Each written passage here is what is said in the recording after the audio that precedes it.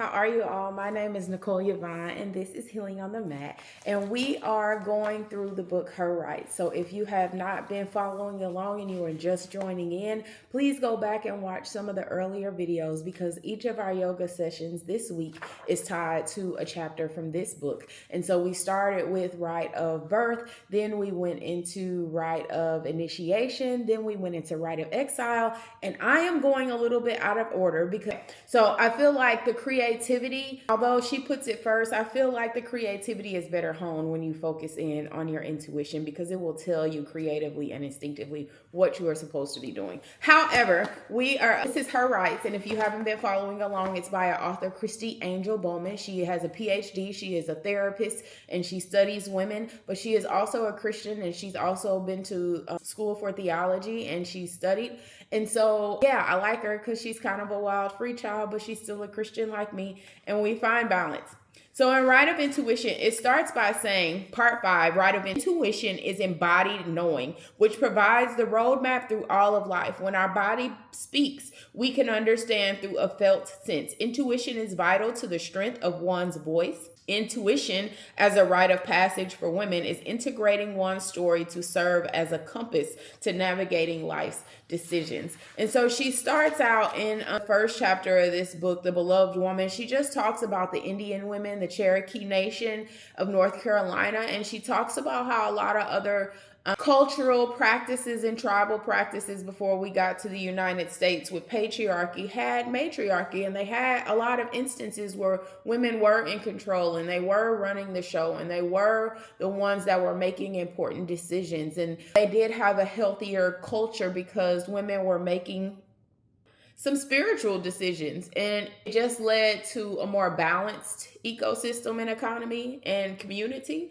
So she encourages you not to hold back, not to feel negated, and like your wildness and your freeness and your innate instincts are bad. You follow them all the way to the end, and you don't let society bend them or break them. However, there is more, because if you're changing and you feel like you're changing is for the best, there's no judgment on that. However you get there, if society is the thing that helps you become a better person, then by all means, what society are you tapping into? Because she later gets into a chapter where she talks about how outside of the church, they were always praying for the people in the community because their church was right in the center of basically Sodom and Gomorrah. It was so much going on. There were women and prostitutes in the street. There were men getting service. There were, all these things happening, and the church built there because they wanted to be able to pray for and change the environment of the community. However, one day she goes to take the trash out, and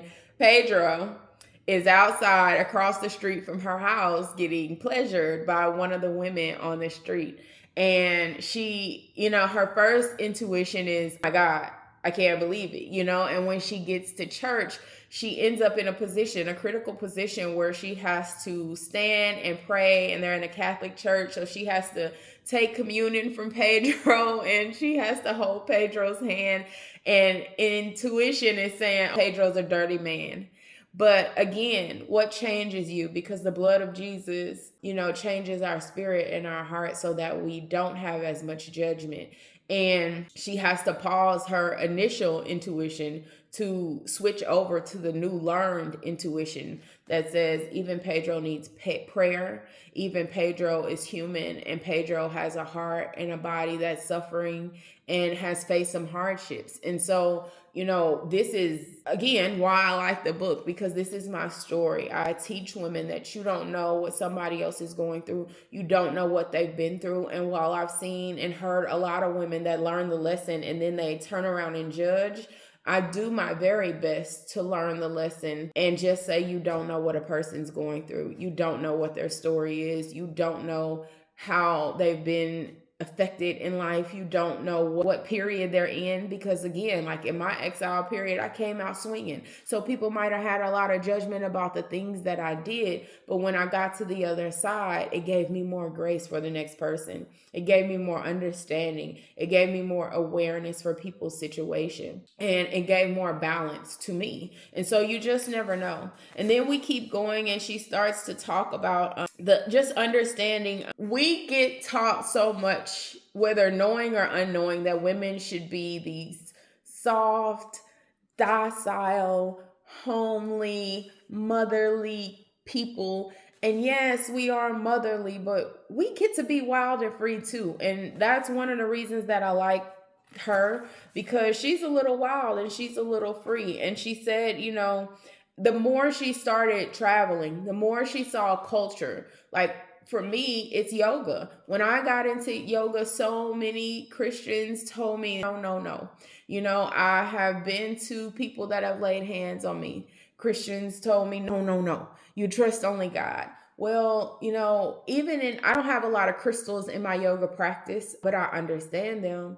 And let me tell you, if I get to a cave in the Dominican Republic, or I get to a cave of crystals, I am going to stand and absorb all the good energy from those crystals, because yes, God is in control. Yes, I depend on God, but God has given us some things that we can depend on to help heal us. And crystals do hold energy. Do I give the crystal power? No, has the power, but God gave me a tool that could help produce energy. When you sit a crystal out in the sun, it charges and it becomes more energy. It becomes a stronger source of energy. So right now, I can't afford a crystal big enough to do what I think it needs to do in my body. But if I get to a cave of crystals, trust and believe, I'm going to sit and meditate and soak up all the goodness that cave has to offer. Does the cave get the glory? No, God gets the glory. But that's for me. Other people may see it differently, but she starts to walk you through how, like, as she went through culture, and she even read, which I think I'm going to read. She said, I went to the dark side and read Women Who Run with the Wolves. And I saw that book, so I think I'm going to read it. But she said, I was a little too woo-woo and no one would trust anything I said. The problem was that I had never felt so alive as when learning about this stuff, and it made me love Jesus more than ever. And that is why I teach yoga, because it taught me so much. And the more I dived down the rabbit hole, I knew God more than ever. And I'm a sensate, so I experience God through my body. So where you go to church and you may, love the praise and worship, I do love praise and worship, but I'm listening for the drums. I'm listening for the beat that I can feel in my whole. I'm listening for the rhythm of the sanctuary, for the energy that is being created in the sanctuary. Sometimes I feel it, sometimes I don't. I will tell you, most recently when I felt it, it wasn't when everybody was hooping and hollering. It wasn't when the music was going. The sound system went out and they had to sing with no sound at all whatsoever. The energy in the place was phenomenal, and it was calmed, it was nurturing, it was nothing but breaking free from all the things that we normally depend on and just trusting his spirit to lead the room. That was profound to me, but other people, it's different strokes for different folks. But she goes through this conversation with one of her professors, and it says, me, Jesus loves women. Professor, of course, easy. Me, the female is made in the image of God. Professor, sure, I guess that's true. Me, God created woman in her wildness. Professor, I'm not sure we should use she for God. Me, God transcends gender. Professor, I have to think about that one. Me, then we can learn something unique about God from all genders. Because we do see parts of the Bible where God is presented as a woman. And so there's a book, and it became a movie. I cannot think of it, but they show God. I can't think of the name of it, but they show God and show up in all these different people and all these different aspects. And that is what we should be seeing. We can see God in anything and everything that we choose. Focus, meditate on what is good, what is positive, what is holy, what is right. And do I think that God is solely a woman?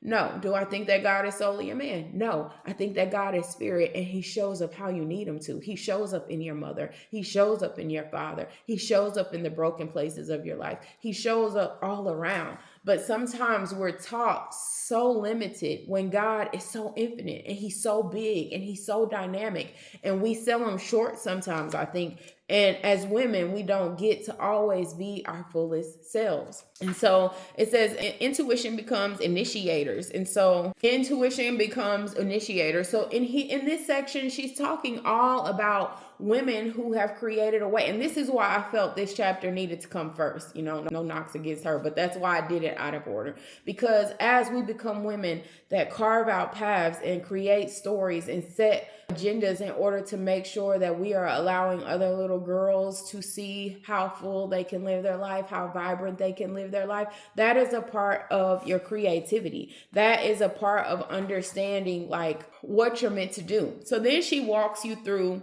different levels of initiator. She said the beauty focused initiator. She is trying to stay young by keeping her physical appearance as young as possible so that she can be desired for those being initiated.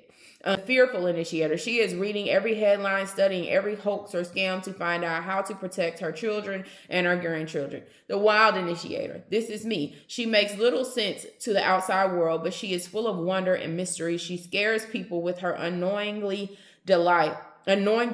She mimics Clarissa Pinkola Estes' Bone Woman, and she knows the way to sing women's dry souls back to life, but she is unkept and witchy. The balanced initiator. She balances birthing some of her great last of life dreams while passionately inviting the younger generation to join the creation. Finally, she has space to be curious. And then the out to lunch initiator. She cares nothing about anything. She has given up hope on the world. She spends her days busying herself with nothing but keeping herself busy. And so we go on a dress for the death doula, where she kind of talks about understanding death and how you're going to get ready. That intuition helps you to get ready to know what your mission is upon death. And these are the things that stood out. When women are integrated with their whole story, they can live intuitively in their entire bodies. The intuitive self is the woman who can know something immediately without recourse to conscious reason. And I felt like that was just really profound. And then the last one, it says, historically, in all forms of hijacking or being stolen from, 7 years is usually the maximum duration a person can stay stuck without completely withering away. And I think that's critical, because I told you all that as we move up through the chakra system, it's primarily through ages of 7. And so this whole time we're growing, we're becoming more vibrant. We should be, but we can get stuck. And I've seen so many women that are still stuck. I was still stuck for a very long time, because the conscious mind is not conscious until it's aware.